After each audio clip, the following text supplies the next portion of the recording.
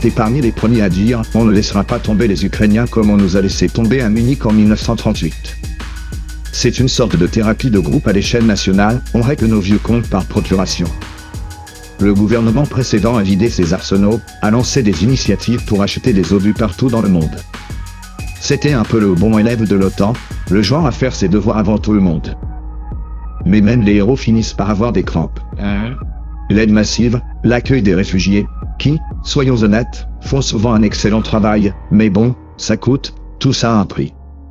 Et là, les populistes ont ferré le bon filon.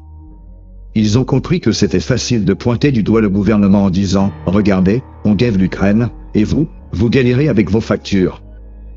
Ce message, il résonne. Car entre la solidarité internationale et le prix du chauffage, l'estomac a souvent le dernier mot. L'opinion publique, elle est un peu comme ma tante Ginette après 3 verres de cidre au lycée. Au début, elle est super sympa, puis elle commence à dire tout haut ce qu'elle pense tout bas, et ça devient vite tendu. Le résultat des élections. Les Tchèques, face à des problèmes de portefeuille, ont voté pour un changement. Un changement qui, potentiellement, pourrait transformer un soutien inconditionnel à l'Ukraine en un soutien à géométrie variable, selon les humeurs du dirigeant. Alors, Lucien Erebus, la République tchèque est sur le fil du rasoir. Va-t-elle rester le fier bouclier anti-russe et le partenaire européen, quitte à entendre les grincements de dents de sa population?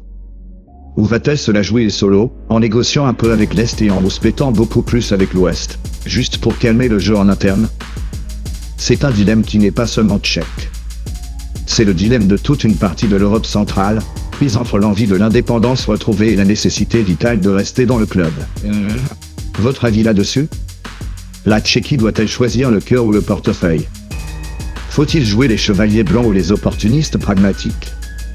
Dites-moi tout dans les commentaires, même si vous vous êtes déjà endormi.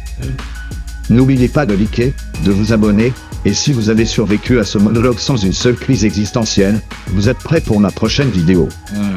Ciao.